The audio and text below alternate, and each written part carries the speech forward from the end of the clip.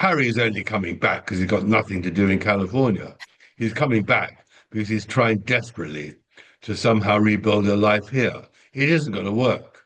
Not only has he got nowhere to live, but these charities, the Well Child, it's all that's piffling. It's nothing in terms of the real charities. And in Invictus, he's got no important. He can do everything on the telephone or in the Zoom. He Hmm. doesn't need to be back. No, this is Harry desperately trying to find and build a new life in Britain.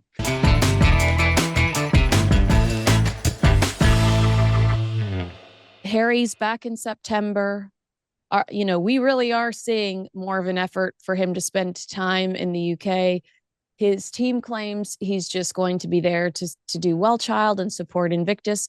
But over the last few years, we have not seen multiple engagements to support an Invictus.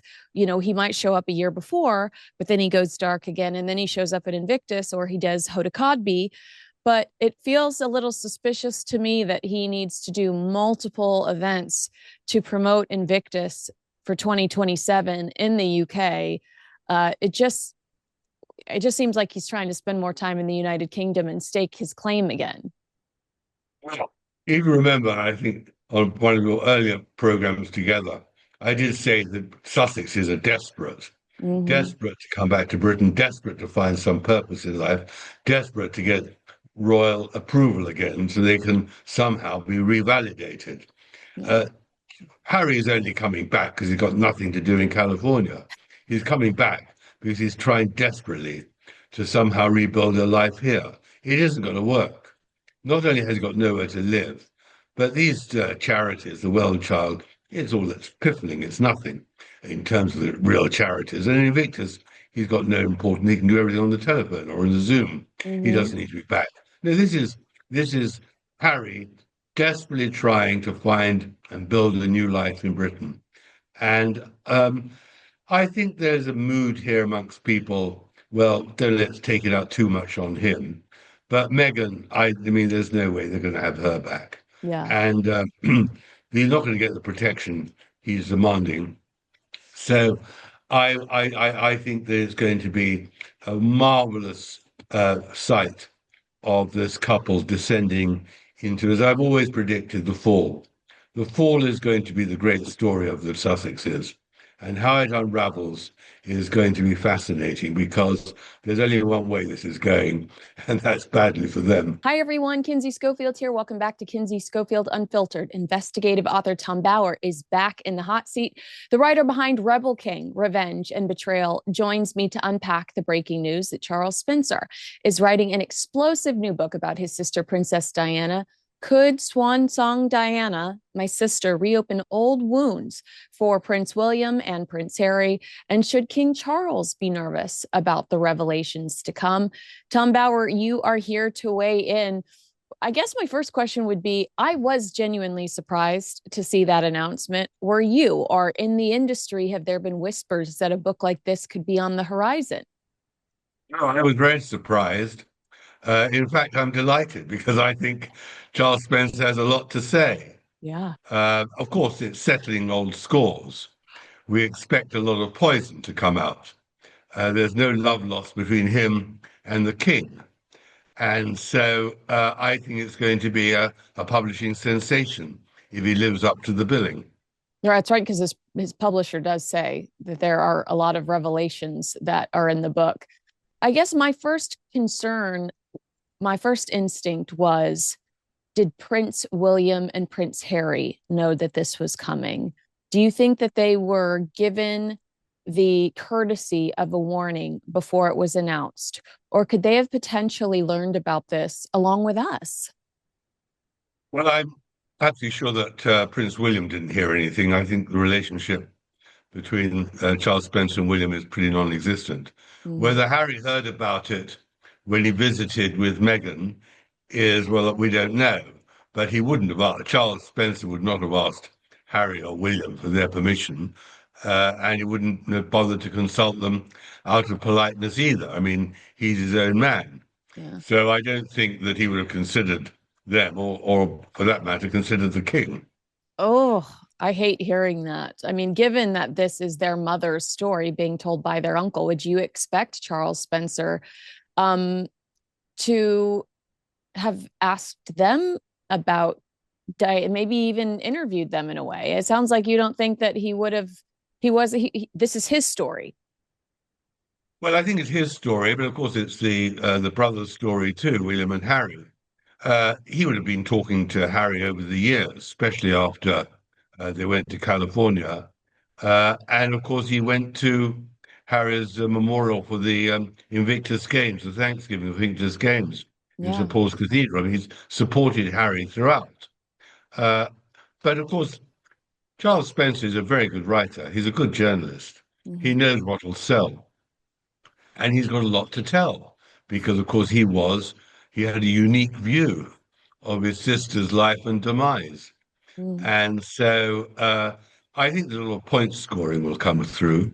I think there'll be a lot of anger from his point of view. He knows what will sell the book. So I'm sure he'll make sure there's enough there for newspapers around the world to have headlines.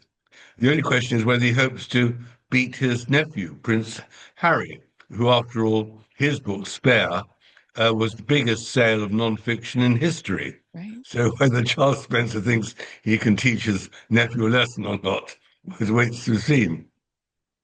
You know, I heard that from sources I am very close to that he kind of unraveled during his previous book. When he discussed some of the abuse, when he was a young man and having to go through some of those memories and put it on paper really affected him negatively. Do we think that's where this book quietly, secretly begins? The Diana Well, I book? don't think, I mean, there's no doubt that Charles, being the younger brother, would have been very much in awe of his sister and was very much part of her life and demise. We can come on to that. Yeah. Um, I think he is a good-looking, looking man, and he has a particular aura about him because he's very tall, and he's after all one of the prime aristocrats of Britain. On the other hand, he's on, I think, a fourth marriage. Yeah. He's not always, I suspect, as financially rich as his status would suggest. He had to sell some land the other day. I assume not because of the reasons he gave, which were that it was becoming dirty and people were dumping stuff on the land. We need money. Yeah. One always thinks that aristocrats in huge houses are very rich. The cost of maintenance is always enormous. There's an old story about the aristocrats hitting the bad times because it's hard to make a living.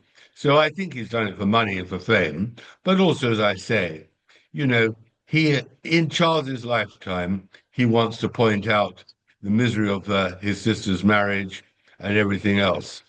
And I think that's what he's going to do. Yeah, it's like we read Diana her true story. It did seem like in some of the promotion for it, he's lashing out at the royal experts that don't know what they're talking about. And it's like, well, actually, our research material has been your sister's voice, has been your sister's quotes, and your sister was incredibly close. Some would suggest, I mean, in the case of Richard Kay, closer to some royal reporters than her own brother. Absolutely. And you've got to remember one absolutely salient point about the relationship between Charles Spencer and his sister, which I'm very interested to see if he covers in his book, which is this, that in the summer of 97, Diana was looking for somewhere to take her two sons on a holiday. And she asked her brother whether they could rent one of the cottages on the Althorpe estate.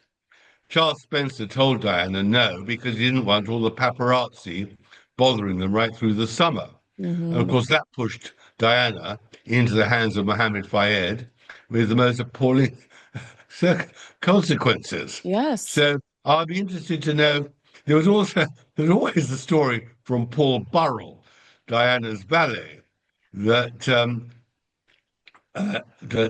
Charles Spencer didn't want Diana in her lifetime, but was quite happy to charge £20 a time for people to come and visit her grave, Mm-hmm. which he thought was pretty ironic, to say Oh the yeah. least. So we'll see how far he goes into why Diana spent that fateful summer with Mohammed Fayed and with Dodi, and his own part in it. I suspect that he will say, which has been his defense over the years, that he offered her an alternative cottage and she was so stubborn.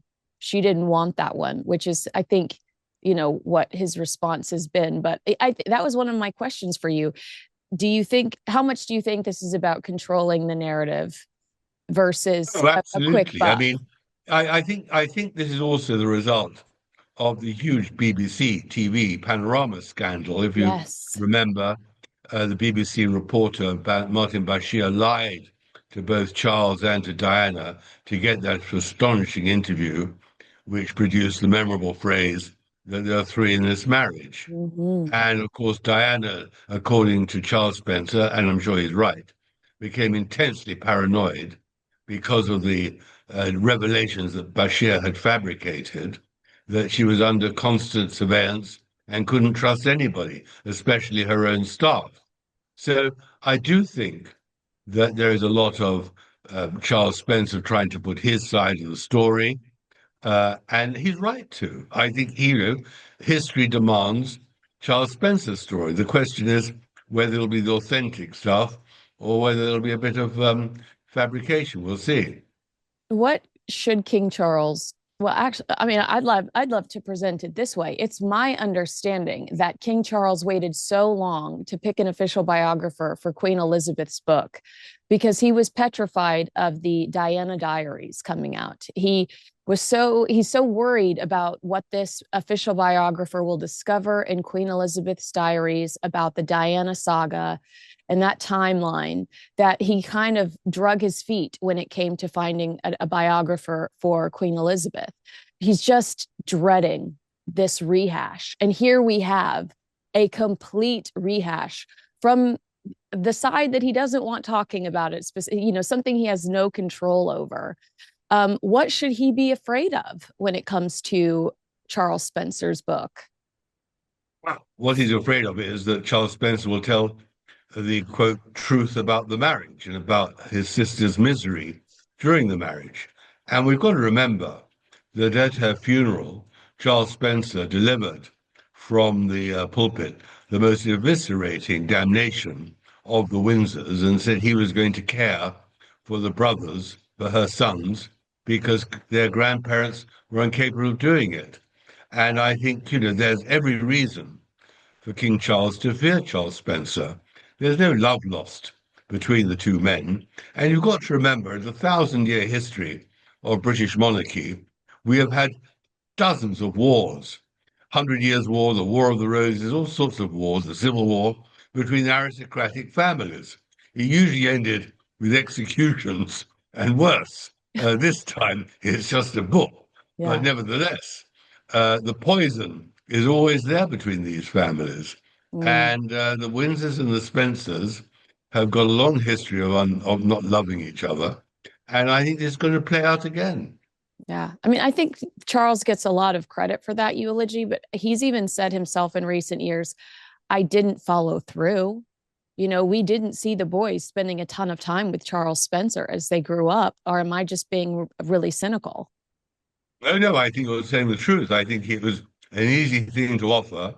It was a damning phrase at the grieving family below, the Windsors, at that moment, deeply embarrassed by the whole saga, wondering whether the monarchy could survive. Charles Spencer put another nail in the reputation of the royals by that speech, the eulogy. And now he's returning to the fray. He's now returning to dig up what happened 29 years ago, after all, and deliver another blow. Even the fact that he's written the book is in itself a threat to the king. And, coming on top of Prince Andrew and all that saga and Harry and Meghan and the damage that they've caused, the last thing the House of Windsor needs, the king needs, is yet another blow from another member of the family. He really is being attacked.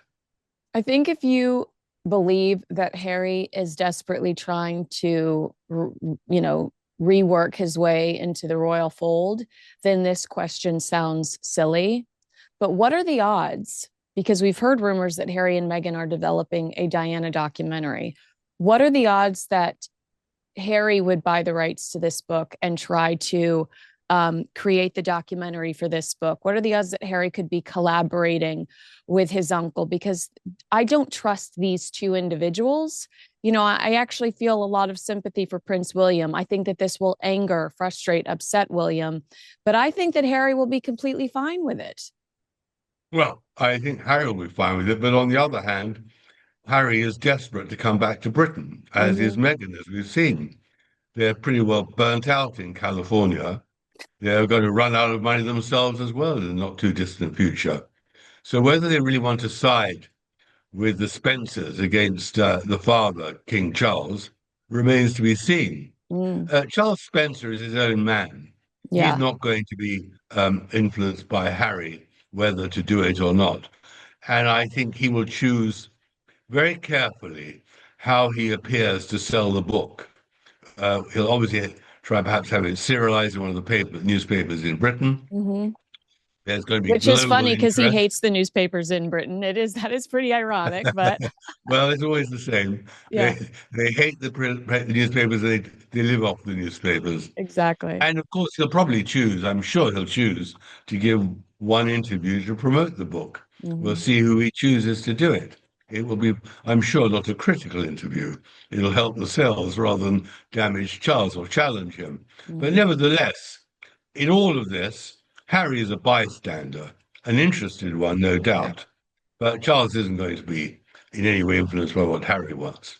That's interesting because I had asked another friend that, you know, do you suspect that they could team up in any way and Harry could maybe produce a movie based on this book? And someone said, no, Charles realizes that the Sussex name is toxic. But at the same time, the only commercial success the Sussexes have had is related to the British royal family. And somebody like Netflix would recognize that yes, while Harry and Meghan, their reputation is tarnished and they've produced more duds than wins. The wins are directly related to the British royal family. So I think that there would be an opportunity there. And Charles would likely see that everything they do gets eyeballs. But it sounds like you're saying he does not need them. Well, he doesn't need them. Remember, Charles Spencer has written several outstandingly good books. You know, he's a consummate good researcher and writer. Yeah. And he doesn't need the Montecito couple to help his career. And I'm sure more than that, he knows it will tarnish his product. Oh. He's going to stand alone. I mean, that is what's so terrifying for the king. I mean, he's been slaughtered by Meghan and Harry and all their revelations. The one thing he doesn't need right now when he's so ill and all the rest of it is being attacked from the other side, from Diana's side. Mm-hmm. One's got to ask, what are Charles Spencer's motives for Mm-hmm. just choosing this moment? Mm-hmm. I don't really buy his story that he's constantly asked for interviews, and so he thought the 30th anniversary is the right moment to speak. After all, it's the 29th anniversary, so why get it in right now? Why not wait another year? Mm-hmm. Clearly, it's money and it's the market, Mm-hmm. and he just thinks it's the right moment because in his own career, in his own life, he needs it.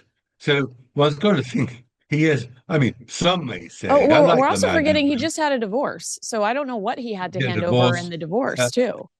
Absolutely. I mean, you know, is it only for money or is it the record? I think a lot to do with the BBC saga, Yeah. which was for him undoubtedly traumatic. And the book that was written about the whole saga didn't sell. Oh. And so he'll want to somehow grab, and he will grab, obviously, he'll grab the headlines with whatever he says. And I'm sure he's going to say some pretty juicy things about all sorts of people, but especially about his sister's marriage to the king. Yeah, because I mean, when it comes to the BBC, the reaction to that scandal was, if you look at the entire map, Diana potentially died because she believed somebody that lied to her and told her that your security guards and the closest people around you are spying on you. So she dismissed a lot of important people around her that would have protected her in Paris that night. And if you're Charles Spencer and you're the one that made this introduction because you were lied to too, that you're right, that could be very traumatizing and you might want to set the record straight. But I've also heard over the last few years that in the same way he criticized Rain Spencer for selling and priceless antiques within that house, he was doing something very similar to make a quick buck. So I lean more towards financial gain than I do reputation. I mean, if you're worried about your reputation, you're not marrying your podcast host in Arizona. Sorry. Yeah, well, uh, you're absolutely right. I mean, there's no doubt he's going to earn millions of dollars from this book and what follows. And he could have been very discreet, as most people would. But on the other hand, he sees that King Charles wrote his memoirs and Harry's written his, and many other members of the royal family. Their constant outpourings. These books are fascinating for people to read because it's, after all, lifting the lid on a secret world and always damaging that world. So why not add to it? But I do think if this is an honest book, I do think what Diana felt at that time is terribly important in that marriage. My only question is, did Diana confide in her younger brother? I just wonder whether that really did happen, that she told him about her misery and all the rest. On the other hand, one must appreciate that the BBC Panorama program only got access to Diana because of Charles. He made the introduction. So clearly she trusted him, Yeah. and he was a witness to a quite massive amount.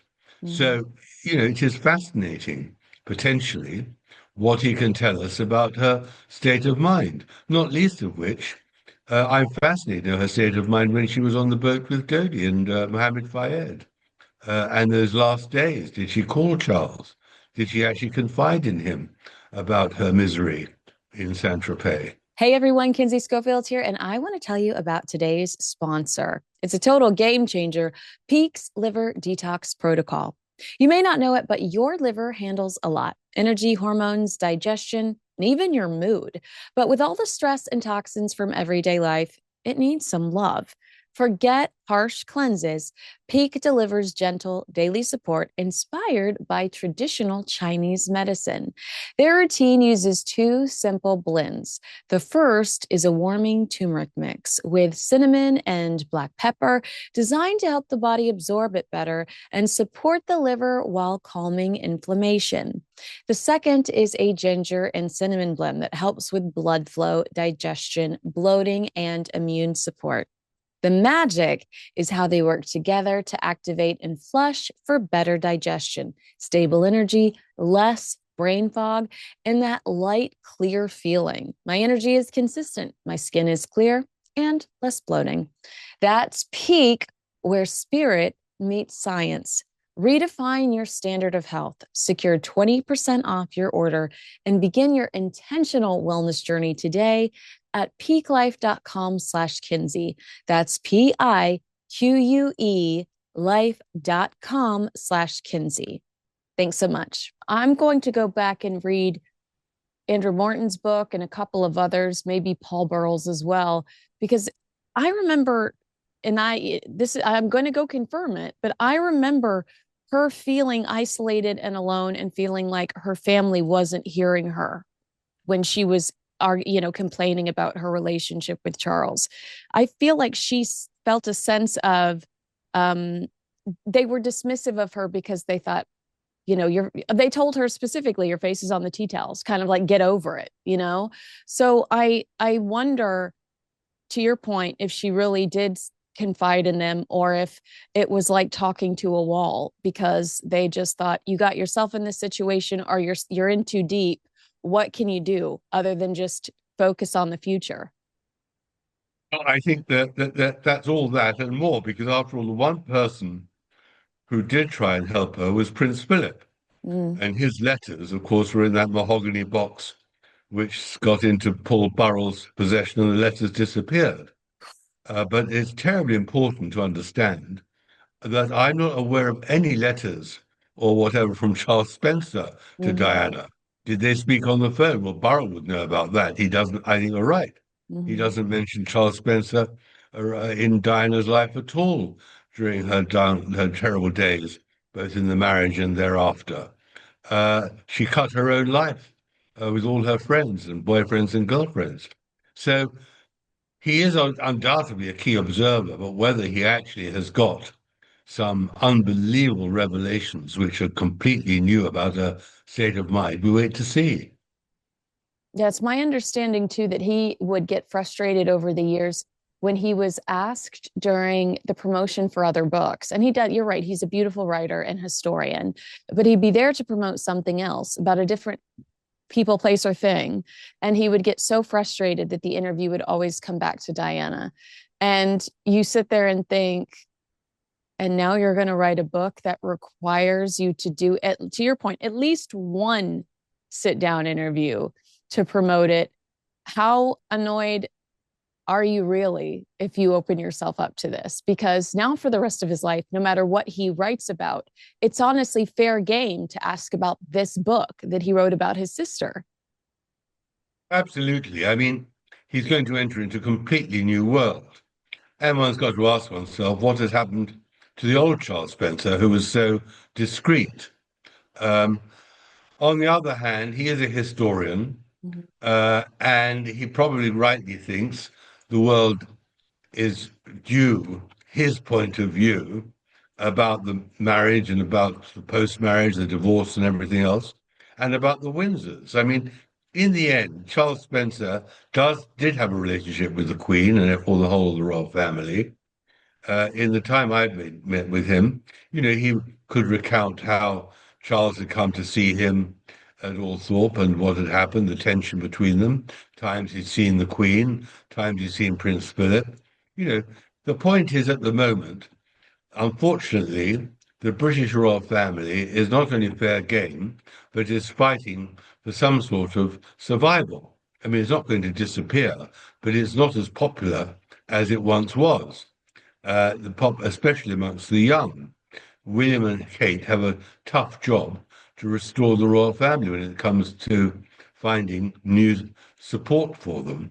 So, what is Charles Spencer's agenda here? One's got to ask if it's only for money, fine.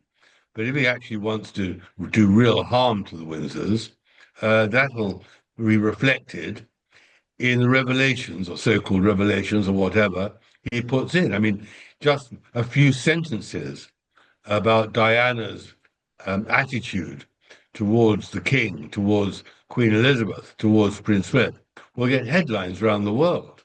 I mean, that alone will sell the book. So, it is really settling scores, making money, dripping poison perhaps, but in any case, a new chapter in the saga of the Windsors and Diana. We've seen how William can just cut people off in his life. Look at his relationship with Harry when they betray him. Could this be another example of that? If Charles Spencer writes something so vicious that we're having a conversation a month from now about him jeopardizing the monarchy or the future of the monarchy, do you think that William's capable of cutting off his uncle? My feeling is that Charles Spencer will be very careful.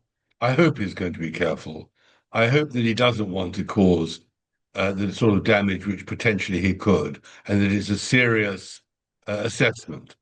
I think William at the moment is more worried about Prince Harry and his bid to return to Britain and the damage he could cause there, Mm-hmm. and trying to contain the Sussexes. Spencer doesn't have a role in British public life. He's not somebody who is actually in any way a power broker in Britain. He just has this astonishing historic relationship with the king through his sister. Mm-hmm. So I don't think it's a matter that William could even cut him off, let alone would want to. But you never see them together. No. You never see the Spencers with Prince William. You don't see the Spencers for years with the King. You Yeah. know, you've always got to remember the Spencers and the Windsors never got on. There was that priceless line where Diana said to Prince Philip that the Spencers had been around in Britain, ruling Britain for 400 years before the Windsors came along. I mean, they are the real aristocrats Right. rather the German imports, the Hungry Victoria. Can you see the royal family doing something to distract from this book when it comes out? Like all of a sudden we get Prince William and the kids. Could we see something dramatic that distracts from the scandal? Because the royals have been really clever about that in the past. I don't know if they would even put the effort in this scenario, but sometimes we do see them go look left when everybody is starting to look right. Well, in theory, yes, but you've got to remember when Spare, Harry's book, came out, there's nothing that they did. They just remained silent Mm-hmm. and said no comment. That is, on the whole, their reaction when something immediately hits. And then you see sometimes something later to try and undermine. If they were clever, they'd ignore it. Mm. There's nothing they can do. It's going to be published. Um, you know, the public will make up their own mind whether Charles Spencer is being fair and honest or whether he is trying to earn a buck. We'll see. The question really is that whatever he writes is going to damage Prince Charles and King Charles, rather, because it digs up that appalling marriage and digs up Charles's own culpability. And you've got to remember as well the culpability of Camilla, the Queen. She didn't give Diana an easy ride, to say the least, from the honeymoon onwards, let alone before the honeymoon. So, that's what makes it so fascinating. Somebody stepping, so to speak, out of the shadows to actually pass a new light on this well-known story. It does. Well, it does make you wonder. I mean, because I see so many people say, "What can we've heard it all." Well, Charles Spencer claims he's got some new details, so we'll have to wait and see what happens there. I'll ask you real quickly before I let you go. Harry's back in September. We really are seeing more of an effort for him to spend time in the UK. His team claims he's just going to be there to do Well Child and support Invictus. But over the last few years, we have not seen multiple engagements to support an Invictus. He might show up a year before, but then he goes dark again, and then he shows up at Invictus or he does Hoda Kotb. But it feels a little suspicious to me that he needs to do multiple events to promote Invictus for 2027 in the UK. It just seems like he's trying to spend more time in the United Kingdom and stake his claim again. Well, if you remember, I think on one of your earlier programs together, I did say that Sussexes are desperate, Mm-hmm. desperate to come back to Britain, desperate to find some purpose in life, desperate to get royal approval again so they can somehow be revalidated. Yeah. Uh, Harry is only coming back because he's got nothing to do in California. He's coming back because he's trying desperately to somehow rebuild a life here. It isn't going to work. Not only has he got nowhere to live, but these charities, the Well Child, it's all that's piffling. It's nothing in terms of the real charities. And in Invictus, he's got no important. He can do everything on the telephone or on the Zoom. He Mm-hmm. doesn't need to be back. No, this is Harry desperately trying to find and build a new life in Britain. And I think there's a mood here amongst people. Well, don't let's take it out too much on him. But Meghan, I mean, there's no way they're going to have her back. Yeah. And he's not going to get the protection he's demanding.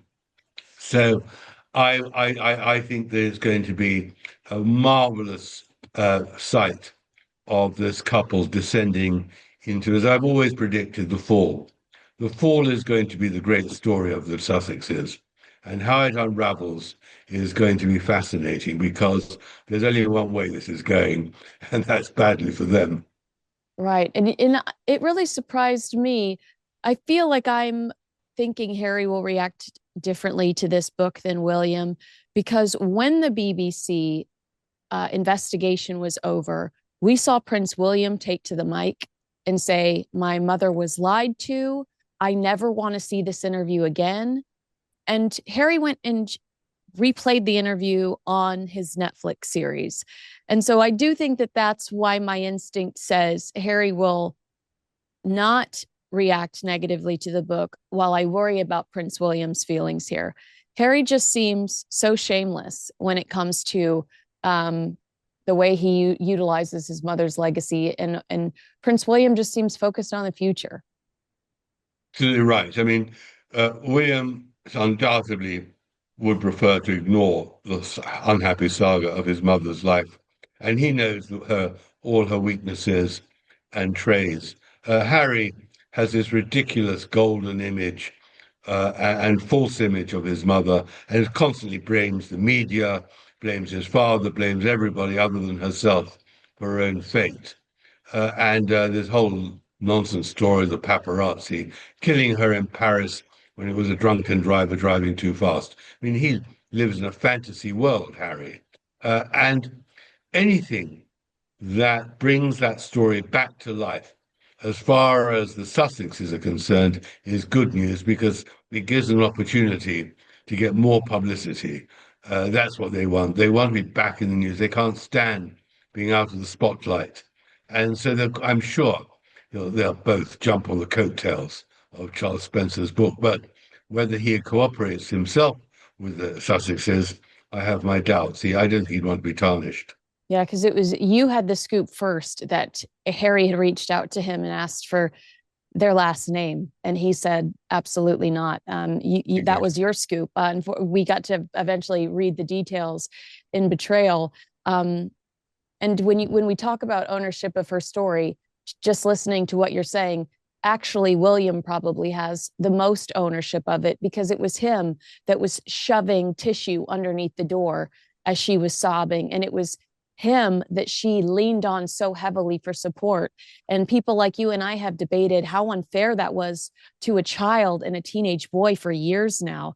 I mean, if anybody really knows about Diana's struggles throughout that marriage, I would point to Prince William. And we're never going to hear that version of events because he has some class, and again, wants to focus on the future and not dwell on the negativity of the past.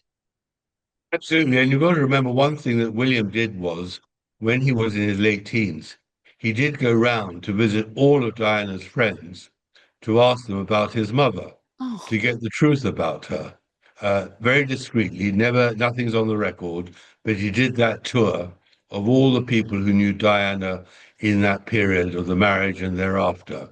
Harry never did that. Harry's far too unintelligent to be able to understand that there's a quest for the truth and actually balancing fable from fact and fiction. mm, He's just a blunderbuss.